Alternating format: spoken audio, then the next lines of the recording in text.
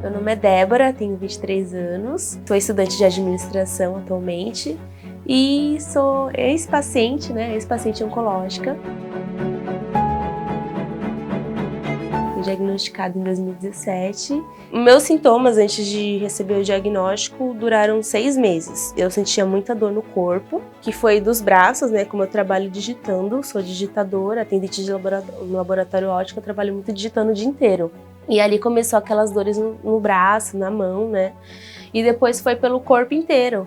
E começou a espalhar aquela dor. E aí eu fui notando manchas roxas pelo meu corpo todo. Fui perdendo muito o apetite, vomitava bastante. Tinha muita suadeira à noite, que é sudorese. E eu não entendia nada do que estava acontecendo. Só que na época eu tinha entrado para a faculdade. Então aquele cansaço muito grande que eu estava sentindo, eu associava tudo à faculdade. Associava a correria, a não dormir direito, a vida de jovem e tal. Só que aí eu fui percebendo que só foi piorando. E ali eu comecei a perder muito peso muito rápido, eu cheguei a 47 quilos. Comecei a passar por vários médicos, cheguei a passar com ortopedista, clínico geral, passei com 3 ortopedistas diferentes, porque quando a dor ia se espalhando, a gente ia no ortopedista de cabeça e pescoço, coluna, enfim. E ali eles só falavam pra mim que era uma infecção, chegaram a dizer que era osteoporose precoce, chegaram a dizer que era tendinite, chegaram a dizer que era psicológico, o que eu fiquei muito brava na época. E ali começou, no finalzinho assim, já começou a ter muito sangramento nasal e bucal. Então quando eu ia escovar um dente, minha boca sangrava. Quando eu ia só o nariz, saía muito sangue. À noite eu acordava, estava sangrando. E ali a dor mais intensa que eu lembro ter sentido foi quando começou a doer aqui na região da boca. Então eu não conseguia mais mastigar nada. Eu só tomava líquido e suco. Era a única coisa que eu conseguia tomar, era líquido e suco, ou uma sopinha batida. Então ali eu já estava num extremo assim de estar desacreditada do que estava acontecendo. Estava super desanimada, estava muito chateada, ficava perguntando para Deus o que está acontecendo, por que ninguém sabe o que eu tenho, o que eu estou passando. E ali cada médico que eu ia era um diagnóstico diferente. Então era um remédio diferente que eu tinha que comprar, uma receita nova. Então eu comecei a gastar muito dinheiro com remédio na época. Comecei a acumular muito medicamento em casa, muito remédio para dor. Uma vez um dentista, cheguei no dentista, ele falou para mim usar lidocaína em pomada. Então foi muita coisa assim que foi me deixando muito assim, já tava meio que entrando numa depressão.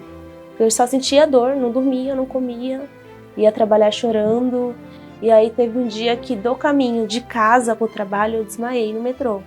E aí eu falei pra minha mãe, vem me buscar, me leva no médico. Foi quando ela me levou na Santa Casa, lá eu comecei a passar muito mal. Tava tomando muito remédio pra dor e meu rosto ali já tava um pouco inchado. E eu tava com muita febre. Foi quando o médico também me ignorou lá na Santa Casa também, Mas a minha mãe bateu o pé e aí foi quando ela teve que, arrumar uma confusão pra eles poderem me atender. Pra eles verem que o caso era sério. Ele me levou para dentro, fez exame de sangue e deu muita alteração no exame de sangue. Meus leucócitos estavam descontrolados. E ele falou, não é normal.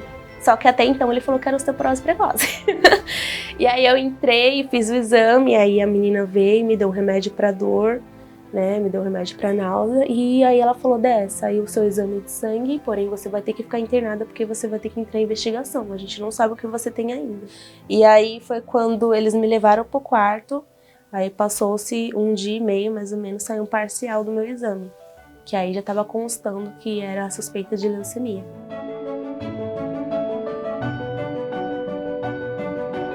Fui diagnosticada com 98% de blastos, segundo o meu diagnóstico, e fui de cara encaminhada para transplante. Meu médico falou, só com transplantes você vai começar o tratamento, mas você já vai fazer o transplante.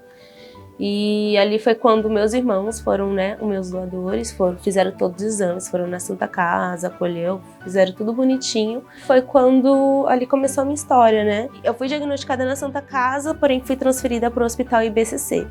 E foi quando chegou o segundo mielograma que eu entrei em remissão precoce. E não precisei fazer assim um transplante na época. Ele falou para mim, como você entrou em remissão precoce, você não precisa fazer um transplante de medula óssea. E aquilo ali, sim, foi uma emoção muito grande, assim, porque a gente já esperava, já estava me preparando psicologicamente, buscando informações no Google, que o Google, assim, é uma coisa, assim, que só derruba a gente, né? Você pergunta um negócio lá e só vem coisa ruim, coisa ruim. E foi quando ele falou que eu ia receber alta, que eu já comecei a chorar. Mas quando ele falou que eu não precisava de transplante ali, eu caí de joelho. Caí de joelho no chão e só soube agradecer muito a Deus e chorar, porque pra mim era inédito, assim, eu não precisava fazer um transplante de uma hora pra outra, assim.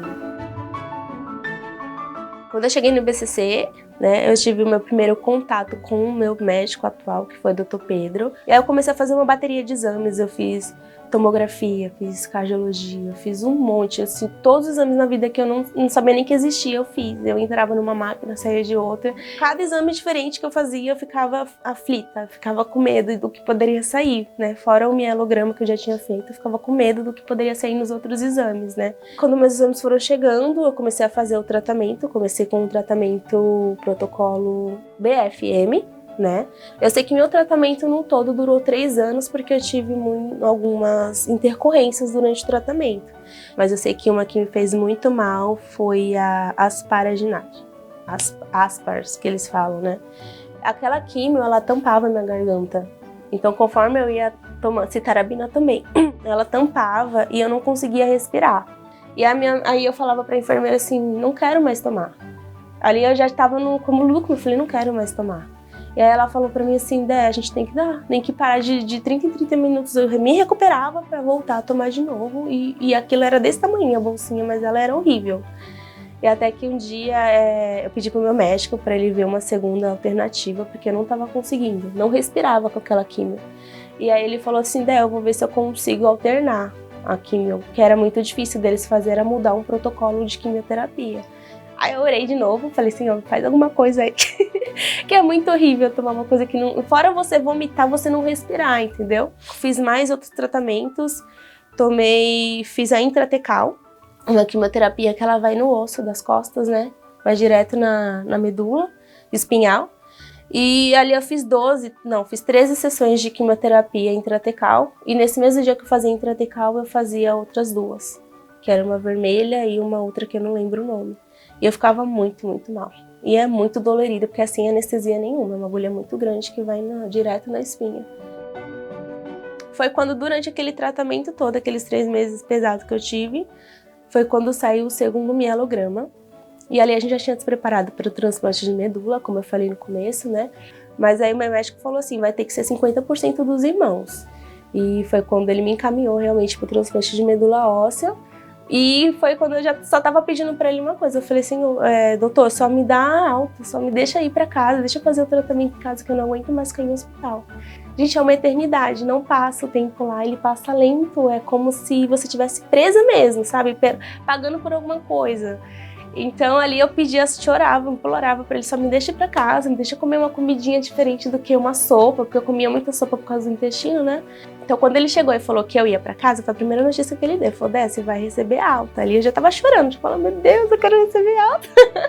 Aí foi quando ele deu a segunda notícia, que eu não precisaria mais fazer o transplante. E aí eu perguntei, mas como assim? Por quê? Ah, você tá em remissão. Até então eu não sabia o que significava remissão, menina. Falei, mas remissão é o quê, doutor? Ele significa que não tem células cancerígenas mais no seu organismo. Ali eu caí de joelhos. Ali eu chorei. E foi assim, uma emoção assim, muito grande. Foi como se eu já tivesse vencido. Eu já tava ali pra mim, na minha cabeça, eu já tinha vencido, já tava ótima. Pra mim já tinha que parar o tratamento, já podia trabalhar, já podia estudar. E chorei e agradeci muito, muito, muito, muito a Deus. Minha mãe caiu de joelho também, depois foi difícil para levantar, né, porque eu tava sem força.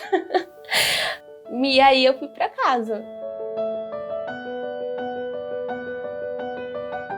Continuei meu tratamento, só que assim, quando a gente entra em remissão, a gente precisa continuar a quimioterapia. E meu protocolo era muito comprido. E ali, quando eu estava ali em 2019, já estava contando os dias para acabar o tratamento. Ele já tinha prorrogado bastante, já tinha durado 3 anos por conta dos incidentes que eu tive durante o tratamento, né? Contando os dias, assim, desde o início do meu tratamento, aquilo que eu falei, sempre o paciente vencendo me dava muita fé, muita esperança de que um dia ia chegar a minha vez. Tanto que, vendo nas redes sociais, eu acompanhava muitas redes sociais de câncer, de quimioterapia, eu vi um vídeo, assim, que me deixou, assim, muito nostalgiada, muito feliz. que foi um vídeo de uma paciente tocando um sino. E ali eu chorei com a empolgação dela, e ela tocava aquele sino ofegante, cansada, segurando na perna, assim, porque ela tava realmente como se ela tivesse chegado na linha de chegada dela, sabe? Como se ela tivesse percorrido um percurso muito grande e chegado na linha de chegada dela. E ali eu dizia pra mim mesma, um dia vai ser eu, um dia eu vou tocar. Então, quando eu cheguei naquele hospital, que ela começou a ler pra mim, que eu fui tocar aquele sino, parecia que eu tinha levado uma surra, sabe? Porque o tratamento é assim, você tem que nadar, às vezes cansada, às vezes animada, você tem que continuar nadando, porque você não pode parar, você tem que lutar por você mesmo.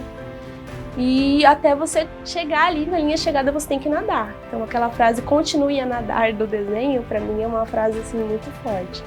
E ali quando eu fui tocar, quando ela leu pra mim e falou assim, agora você pode tocar o sino.